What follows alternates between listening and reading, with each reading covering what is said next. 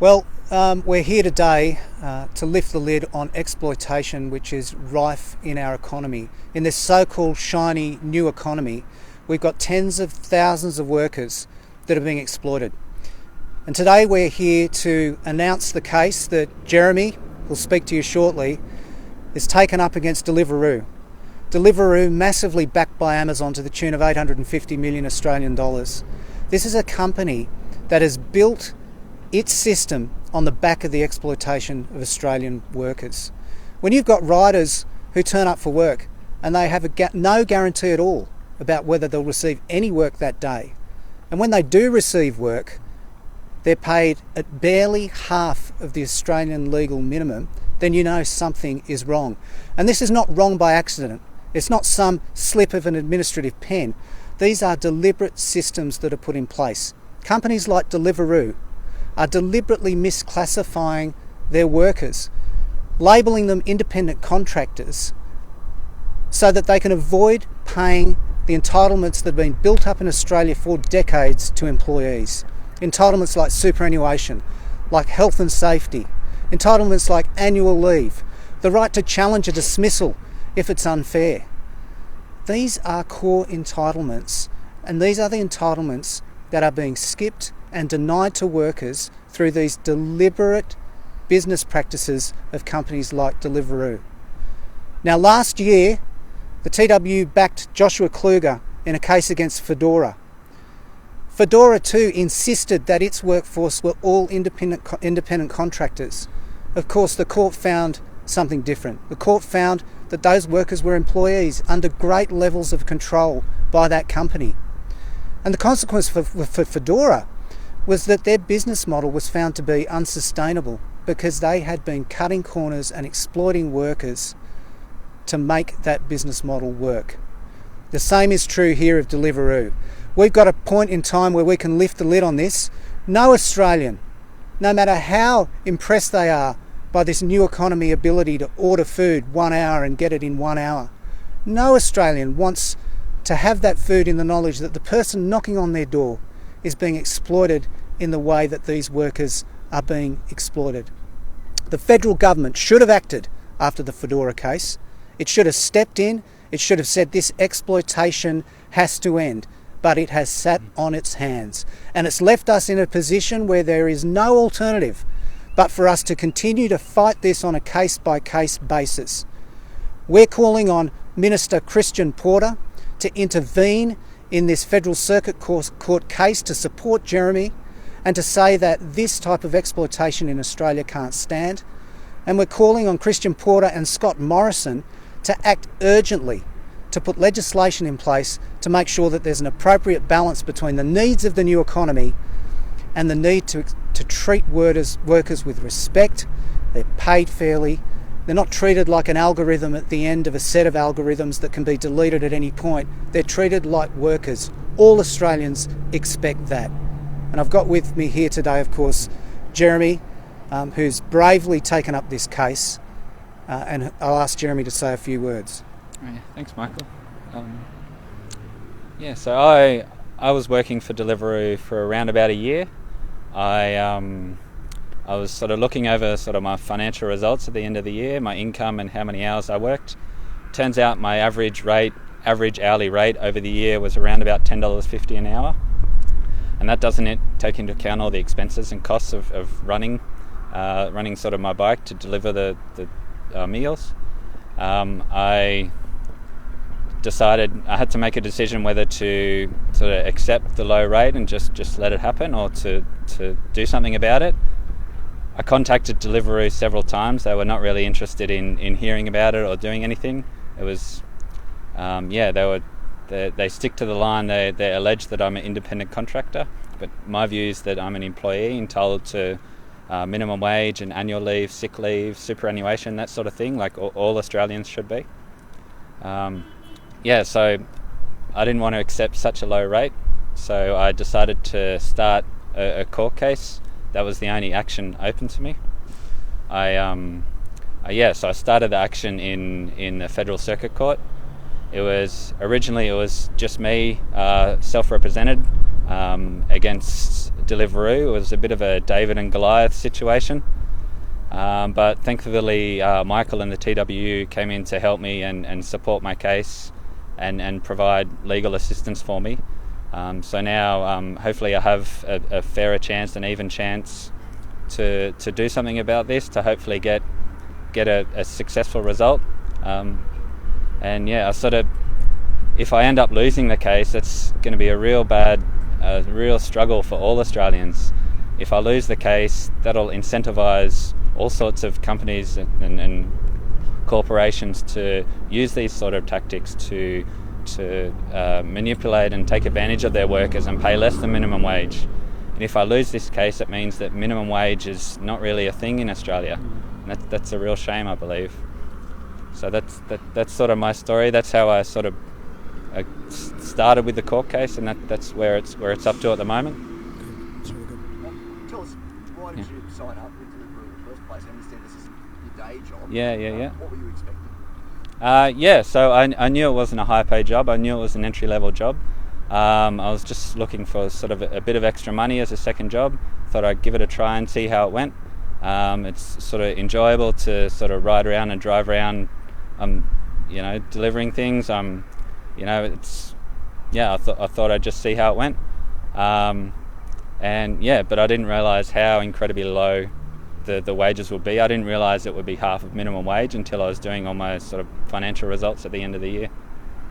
Is it the case that perhaps you didn't read the fine print, or were you thinking that you would be paid, or given the impression that you would be paid more than you actually were? I knew what the rates were. It was $9 a delivery, but if you have, when it's quite busy and you got deliveries back to back, you can get an okay wage, but that averages out with the quiet periods where there's not much happening. And so, I average out all the hours I worked of the year and the income I got across the whole year, and it ended up being about $10.50 an hour. So, definitely not worth the effort then? Yeah, absolutely. It's and then on top of that, there was no annual leave, no sick leave, no superannuation, or protection from getting fired or anything like that. So yeah, you're right. It ended up sort of not really being worth the time. Did it end up having an impact on your full-time job as well as a result?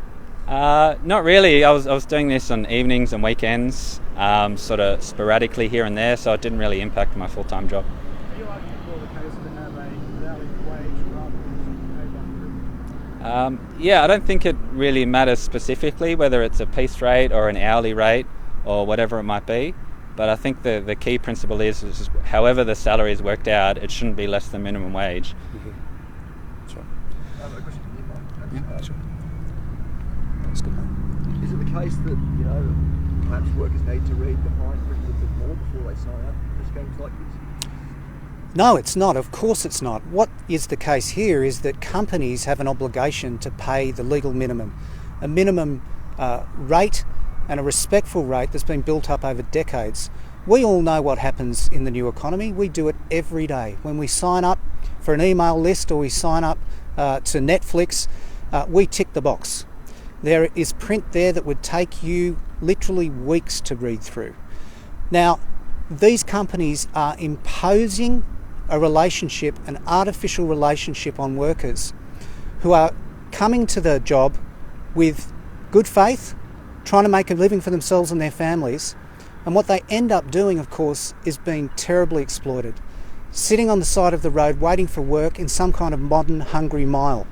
This is outrageous exploitation. It is the biggest sham in the modern economy, and the time has come for the federal government to act. Jeremy's spoken about his experience, and we've got some other writers here who'd like to tell you a little bit about what they're experiencing right at the moment. I'll call on Alejandro.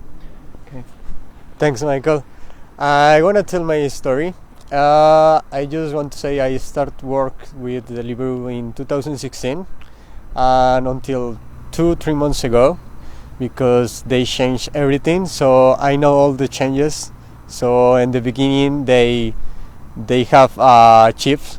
We apply for shift 2 or 3 hour shift and in different zones, and the minimum pay was $16 per hour plus the delivery that was $2.50, and then in one year later, in 2017, suddenly they changed everything.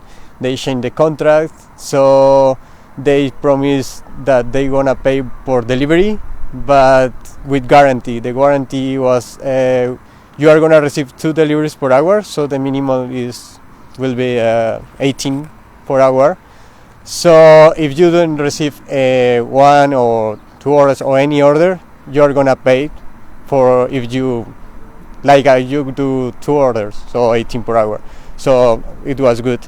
And then last year they changed again everything, and they just pay for delivery, and they delayed the warranties, the chip, everything. And okay, they continue working with the chip, but it's just like a permission to work in each zone, each area.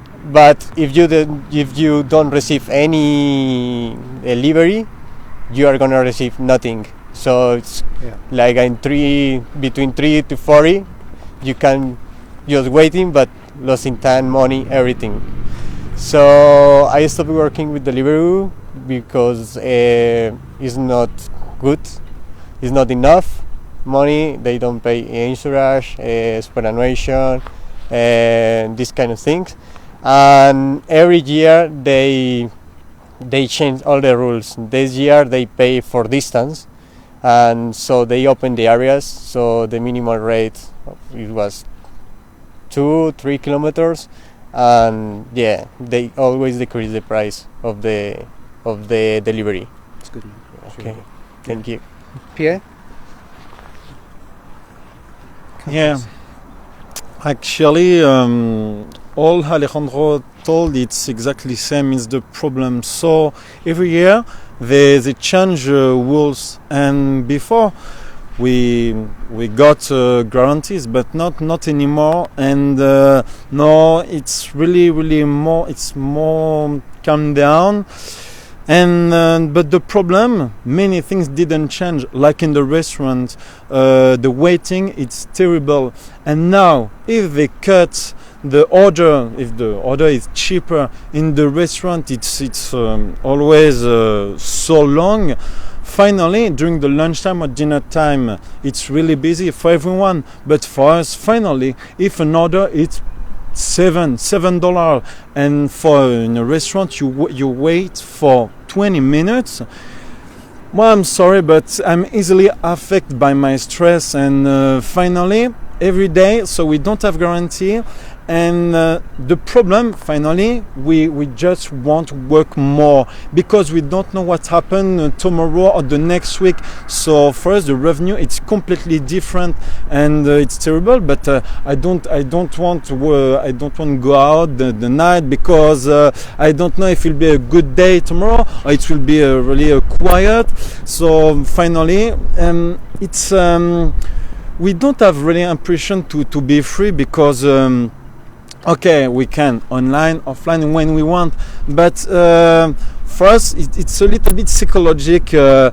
For us, like it's we can't work every day, so automatically we work every day, and it's not really. I think it's not really.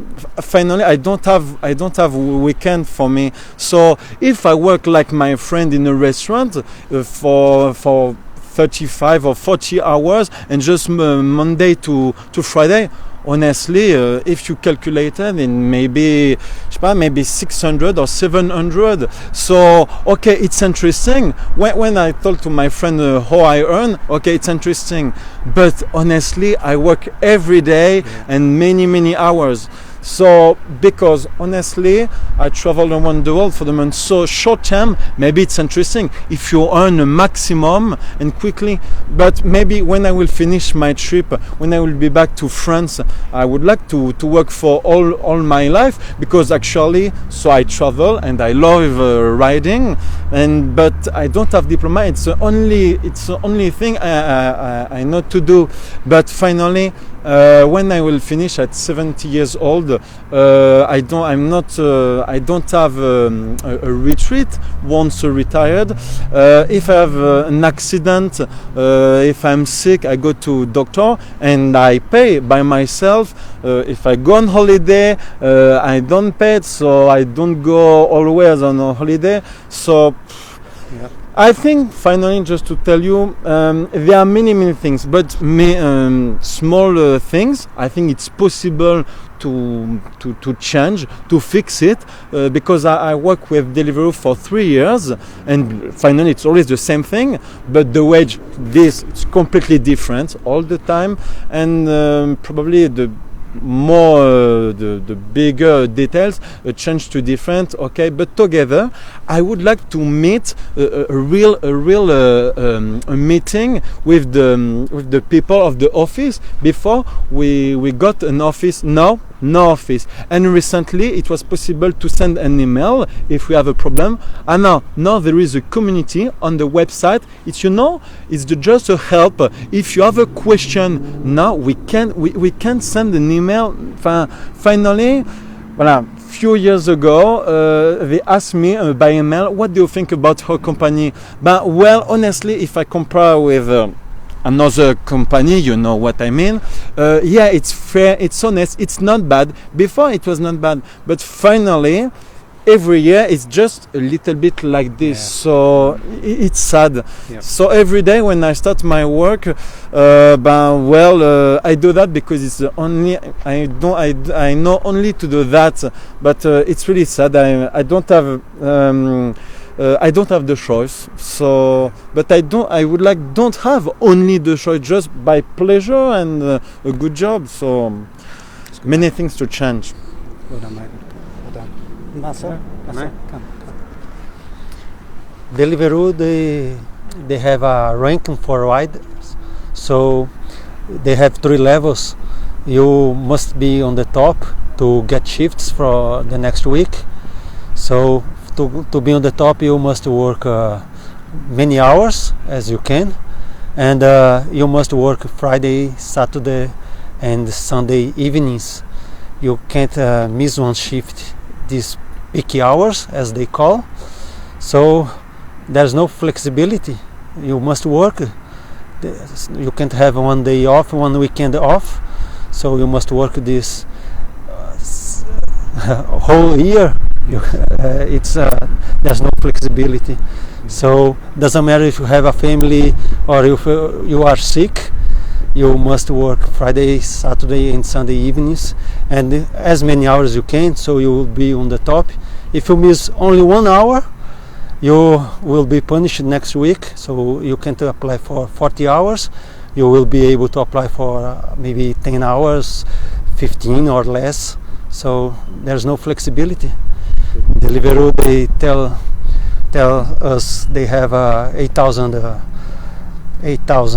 riders, but they should change. They have 8,000 slaves. Yeah, that's the nice. Truth. That's good. That's it. Lovely, Marcel. Well done. And that's, I think Marcel really tells it at the end there, this mythology that these companies are built up about flexibility. There is no flexibility here. The only flexibility these workers have is a decision about when they turn on the app. After they turn on that app, complete control goes to the systems of these companies. It goes to algorithms. They're told what to do, they're told when to do it, they're told how to do it. And if they don't complete their shifts, as we've just been told, they get pushed down in the priority list so that the following week they get offered less work. This is not a dystopian future. This is Australian now. It's tens of thousands of workers being exploited. Christian Porter and Scott Morrison need to step in. This is a crisis in our country, and we can't let these new economy companies keep exploiting Australian workers. What do you want Scott Morrison and Christian Porter to do? What's your idea that they should do about these workers that work for themselves? The first thing that Christian Porter and Scott Morrison need to do is get off their hands. They should have acted after we won the Fedora case last year, where the court found, despite Fedora saying these were independent contractors, that the workforce were employees. Then the government should have stepped in and said something is wrong. It is wrong. Christian Porter should intervene in this case, make it clear to the Federal Circuit Court that this type of exploitation is unacceptable in Australia, and Scott Morrison should quickly convene a working group to put in place legislation that will get an appropriate balance between the needs of the new economy and the rights and respectful rights of Australian workers in that economy. I think no prejudice by this question. The stories we just heard are from workers who might have English as a second language. Is that another issue within this sort of operation where you have workers who perhaps aren't able to understand the terms of what they're signing up for? The terms and conditions that these companies impose, they impose. There's no negotiation. It's a take it or leave it proposition. So if you're in a position where you need to do some work, you tick the box and you do the work. That should not give companies the excuse to exploit workers.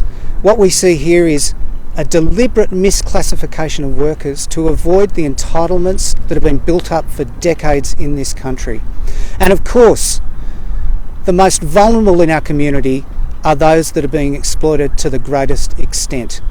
What we've heard here today, and so eloquently put, is that Deliveroo has a workforce of slaves, modern day slaves, in a modern Australia. That's not what anyone expects. It's certainly not what we expect when we order our food online. When that worker knocks on our door, we expect them to be paid properly and to be respectfully treated. Not treated like an algorithm at the end of a string of algorithms. And when the company doesn't like them, they literally just hit the delete button. That is not the Australia that anyone in our community wants.